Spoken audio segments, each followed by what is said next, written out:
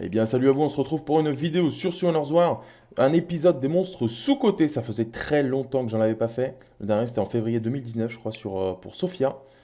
Et j'ai trouvé un nouveau monstre que j'aime beaucoup et que personne ne joue. C'est Urcha, le petit ours de guerre feu, 2 étoiles. Donc, si vous l'avez pas, aucune excuse, hein, c'est facile à avoir. Dans les vélins inconnus et tout. Donc, on va regarder ses stats de base dans un premier temps. Ensuite, ses skills. Après, les runages possibles et cool à avoir. Je vais vous montrer où le jouer. J'ai quelques replays RTA avec lui. Et puis voilà. Alors, au niveau 40, il a 11 850 PV pour un 2 étoiles. C'est cool. En vrai, c'est cool, surtout qu'il tape en fonction des PV, donc vous allez voir. Attaque 637. On s'en fout, mais c'est correct. En vrai, c'est pour un mob PV 637, c'est correct. La def 604, ça va. Pour avoir mieux, mais c'est ok.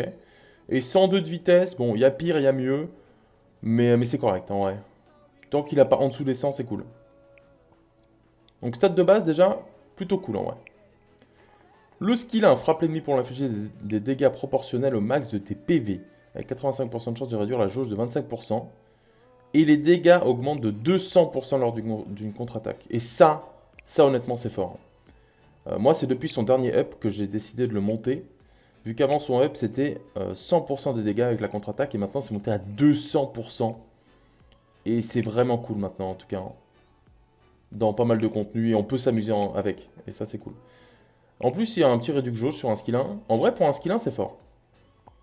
Le skill 2 inflige des dégâts proportionnels au max de tes PV encore une fois à tous les ennemis, réduit leur puissance d'attaque pendant 2 tours et les provoque pendant un tour. Donc un bon skill 2 aussi en vrai. 100% de chance de provoque, 100% de chance de break attaque 2 tours, tout le monde. Réutilisable tous les 3 tours. Donc en vrai ça se fait assez souvent. Et le skill 3 aussi qui a été buff au dernier patch. Avant ça provoquait tous les ennemis avec 70% de chance, mais full skill up. Et maintenant ça provoque tous les ennemis avec 70% de chance sans skill up. Et ça monte à 100% de chance une fois skill up. Et ça vous mettez un buff contre-attaque pendant 3 tours. Et je rappelle que le contre-attaque enlève 3 fois plus qu'un skill 1 classique. Et réutilisable aussi tous les 3 tours. Donc vous pouvez quasiment cycler à chaque fois tous les provoques. Et vous pouvez faire un skill 3, le buff 3 tours, ils sont provoqués, vont vous taper, vous allez contre-attaquer. Le tour suivant, vous allez reprovoquer avec le skill 2, ils vont vous attaquer. Et après, il vous suffit juste de jouer quelqu'un qui redonne le tour, vous pouvez re-skill 3 et vous pouvez cycler comme ça à l'infini. Donc c'est vraiment cool. En plus, il fait des dégâts sympathiques, je vais vous montrer ça après. Voilà, voilà. Alors je vais vous montrer un peu les... Moi je les skill up, le 2 et le 3, j'ai Devilmon. Bon voilà, parce que je l'aime bien. Mais sinon, vous pouvez juste farmer des ours de guerre double wake pour le skill up. Parce que honnêtement, le skill 3 sans skill up, c'est beaucoup beaucoup moins fort, hein. 70% de chance de provoque. Bah quand c'est à 100, on voit la diff quoi. Alors le mien, il est en Will Revenge Broken. Alors c'est peut-être pas le runage le plus opti, mais le Will pour moi c'est obligatoire sur lui. Parce que s'il se fait contrôle, il sert plus à rien. Vu que ça va pas être un mob hyper rapide. Et le Revenge, alors c'est cool parce que le set Revenge quand il s'active, les 200% de dégâts du skill 1 sont activés. Là, les dégâts infligés augmentant de 200% lors d'une contre-attaque. Le set Revenge marche dessus. Donc c'est pour ça que c'est intéressant.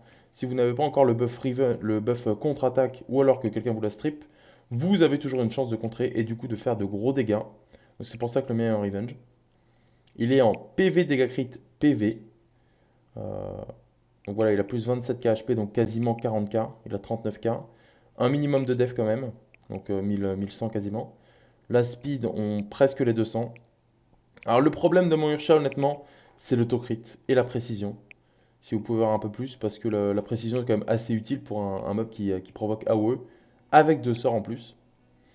Je dirais une bonne cinquantaine pour le jouer en PvP en tout cas. Et crit 70-75 peut-être. Donc voilà. Alors, on va le tester dans un premier temps à Femon, pour vous montrer un peu les dégâts et qu'il farme vraiment très facilement. Après, je vous montrerai deux trois combats RTA où c'était plutôt intéressant comme fight. Et je finirai par voir s'il y a des combats GVG intéressants, je sais pas du tout si c'est de la troll def ou pas. Donc on va mettre en auto. Là, il va provoquer tout le monde. Là, la contre-attaque enlève 21 900. Quand il crit, bien sûr. C'est vraiment énorme. Et le skill 2 fait des dégâts aussi corrects. Voilà, un petit 11k AOE quasiment. Et là, il a déjà son skill 3. Donc il va reprovoquer. Et là, il va juste tuer tout le monde. Si, crit, voilà, le problème, c'est le crit. Hein. Déjà 0 crit sur 4. Ah, dommage, on n'a pas fait la complète. Par contre, ça lag. On est sur du 2 FPS là, hein, je crois. Donc voilà un peu les dégâts contre des cerbères nuls. Alors maintenant, on va partir en truc RT1. Alors, je faisais des compos plus slow cleave avec lui. Avec 2 breakdef, 2 immunes et lui. Alors le premier, c'était contre lui, je crois. Voilà, là c'était un test.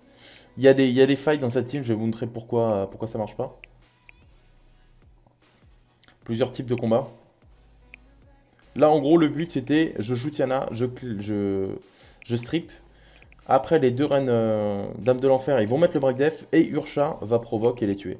Mais le problème que j'avais pas encore, que je connaissais pas encore, c'est que Abelio, même s'il les provoque, il va taper skill 1 Urcha et il va le stun.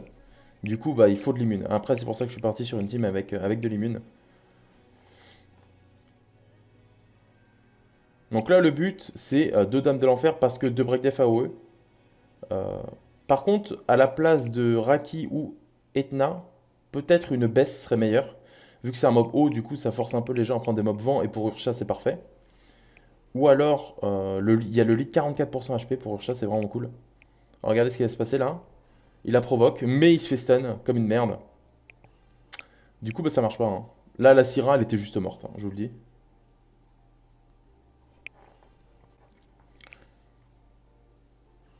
Et comme il est pas en Vio, et bah du coup, il peut pas. Après, honnêtement, le Vio sur Urcha, ça sert à rien. Parce que si vous faites skill 3, il proc Vio, le skill 2 va servir à rien. Vous allez provoquer 2 fois un tour. Donc, peut-être un vampire, j'ai pensé, mais pourquoi pas. Un vampire will pourrait être utile, vu les dégâts qu'il fait. Donc là, il provoque tout le monde avec Break Attack. Et là, il a fait un 9000 à blanc sur la Syra en compte. Et là, sur le Ganymède, un 17300. Il faut pas oublier que c'est un mob qui tank beaucoup, qui a quasiment 40k HP et plus de 1000 de def. Donc les dégâts sont vraiment sympas. Hein.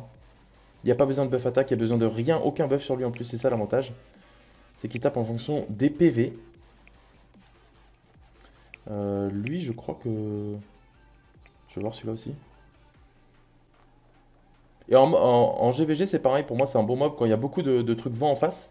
Vous prenez une immune qui n'est pas feu, comme ça il va pas se faire focus. Genre Fran ou n'importe quoi en vrai. Une immune, Urcha qui va provoquer tout le monde et un break def AOE. Donc comme Bess, Raki, Etna, un truc comme ça. Donc là c'était pareil, c'était assez chaud en vrai. Mais l'avantage c'est qu'il se fait quasiment jamais ban, sauf quand je tombe plusieurs fois contre le même mec. Ou alors, il se fait pas focus en fait in-game. Tout le monde s'en fout de lui. Et ça c'est cool. Parce qu'en fait il y a peu de monde qui connaissent encore le mob. Donc donc c'est un avantage pour l'instant. Bon là le Okano s'enlève le break dev, du coup je fais que 9000. Mais là, la Triana, elle se prend à 24 000 dans la gueule, elle se fait one shot, et la Syra pareil. Donc, donc pour moi c'est vraiment fort. Bon après là le combat va être long, je vais l'enlever. Mais j'ai gagné. Parce que là le chilling il va voler les buffs et tout ça, ça va être chiant. Ça va être un Fran Urcha à la fin. Mais en vrai il a clairement carry là, il a tué les deux mobs principaux. Et on va finir sur ce combat RT1 contre un F3 mais qui avait quand même une team pas mal OP en vrai dans la méta en tout cas. Avec les Gani, Hathor, Hubel, Akia et toutes les merdes qui endort et tu joues jamais. Le pire team, Savannah et tout.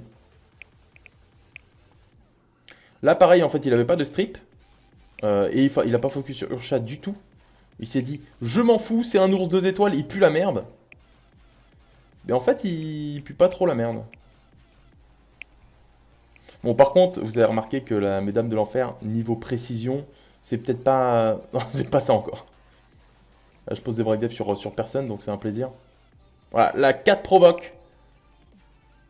Et là, il va juste les démonter en fait. Un petit one-shot Savannah, fait toujours plaisir. Là, Hathor qui se prend un 18 000, qui se fait quasiment OS. Et puis là, voilà. Et là, il reprovoque avec le skill 2. Du coup, il recycle. Ils vont tous se reprendre un revenge dans la tête. Et puis, ça fait du 12 000 quasiment. Donc voilà un peu ce que Urcha peut donner en RTA. Donc pour moi, ça serait plus à jouer en slow cleave avec double immune, double break def, tout en wheel. Les gens vont avoir tendance à ne pas le focus parce que soit ils connaissent pas le kit ou alors ils pensent pas qu'il fait de gros dégâts. Alors je vais voir les GVG maintenant. Je sais pas si c'est des trolls def. Des semi-trolls. Peut-être je pourrais le tester contre la team 1. Je vais essayer de faire un combat contre la team 1. Genre je vais prendre Immune, Break Def, Urcha. C'est juste ça en fait la compo. Donc Immune, qu'est-ce qui pourrait être bien? Est-ce que je prends Wusa? Ouais, Wusa ça serait cool. Et en Break Def... Du coup il faut un Break Def qui joue avant. Et là je peux prendre soit Anavel, soit Etna. Je vais partir sur Etna. Non, Anavel. Etna, allez. Et en bas, bon, en bas on va... Je sais pas, on va essayer de Lucian peut-être.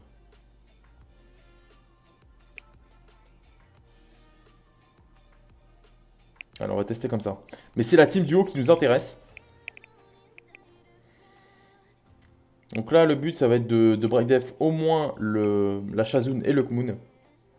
Ça serait cool.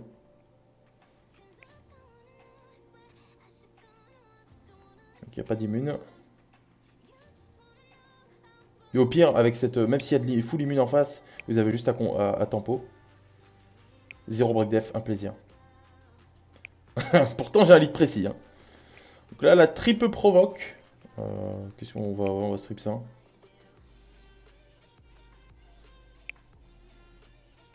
Mais les dégâts seront quand même pas mal. Hein.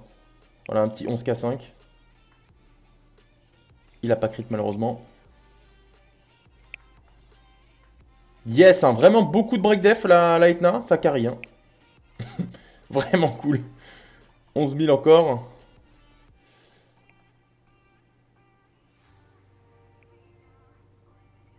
On écrit pas beaucoup, c'est ça le problème. Et là, il a déjà récupéré le skill 3, hein, je crois, si je dis pas de conneries.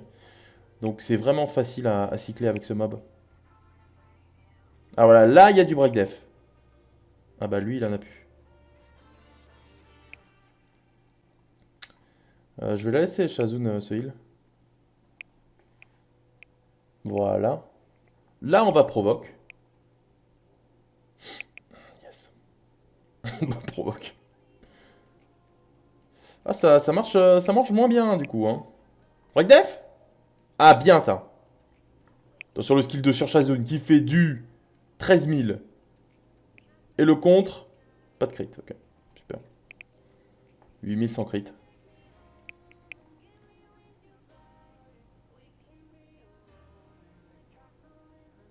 Mais vous avez compris le principe. Un break def, une immune, un peu de heal. Donc même Fran, en vrai, ça marche très bien contre ça. Hein. Et normalement, s'il n'y a pas de stripper en face, le Urcha aura toujours le buff Revenge sur la tête. Et c'est mieux contre des teams vent, vu que...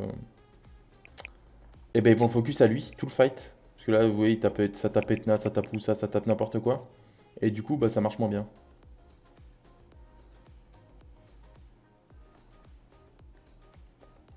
En tout cas, c'est une team plutôt safe. Bon, par contre, il crie pas, il est chiant. Hein. Ah, il est chiant. Mettez-lui plus de taux, vous. Hein. Non, parce que là, ça va pas du tout.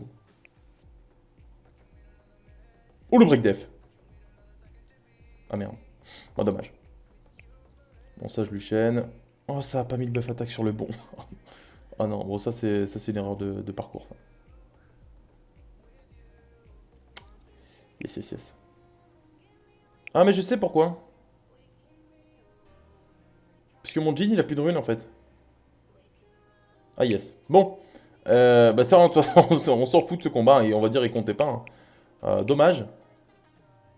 Mais j'ai fait à peu près le tour de Urcha. Quoi dire de plus? Ouais, en vrai, juste un peu de taux en plus. L'apprécier à la limite. Vous pouvez le jouer avec un... Après, vous pouvez le jouer avec un Litocrit en GVG, ça marche aussi. Genre, qui? Qui met un Litocrit Daphnis Arène. Moi, je joue le Litocrit Etna en RTA, du coup, il monte à 95%. Et là, c'est bien mieux. L'apprécier, essayer d'avoir au moins 50 ou 60. Mais en tout cas, Urcha fait de gros dégâts, c'est un bon tank. Et en plus, en vrai, il contrôle, vu qu'il va pouvoir provoquer 2 tours tous les 3 tours. Donc, moi, je le joue avec Iliana. Pourquoi? Parce que elle va lui redonner beaucoup de tours. Du coup, il va pouvoir provoquer à l'infini et du coup, tous les tuer et ils vont tous se suicider sur lui. Iliana et Fran. Comme ça, j'ai double immune de tours. Et en plus, je peux mettre invincible Urcha. Euh, Bah, comme ça, même quand tout le monde le tape, il va prendre 0 dégâts et il va contrer quand même. Donc voilà, ce petit Urcha qui est sous-coté, je trouve. Parce que personne ne le joue, tout le monde s'en fout. Et pourtant, il est vraiment cool, je trouve. Son kit est sympa, ses stats sont cool. Et puis voilà, c'est la fin de ce deuxième épisode des monstres sous-cotés. N'hésitez pas à mettre dans les commentaires un mob que soit vous avez monté et que vous trouvez cool mais que personne ne joue. Ça m'intéresse. Ou alors si vous avez vu un mob peu commun dans n'importe quel contenu qui était fort et qui vous a battu. Ça peut être cool aussi. Je le testerai dans un troisième épisode. Ça peut être n'importe quoi, hein, 3 nattes, un 2 nattes. Du moment qu'il a un kit sympathique, je le testerai en vidéo. Voilà. Du coup, c'est la fin de ce deuxième épisode des monstres sous-cotés. Si t'as aimé, n'hésite pas à t'abonner, liker et bien sûr me dire un troisième mob que je pourrais faire. Et surtout, bah, monte-le, quoi, parce que Urcha, il est vraiment cool, hein. C'est un donut, facile à avoir. Juste, t'as le double wake. Pas trop dur à ruiner, c'est ok. Donc voilà. Je vous fais des bisous et à la prochaine pour une nouvelle vidéo. Au revoir.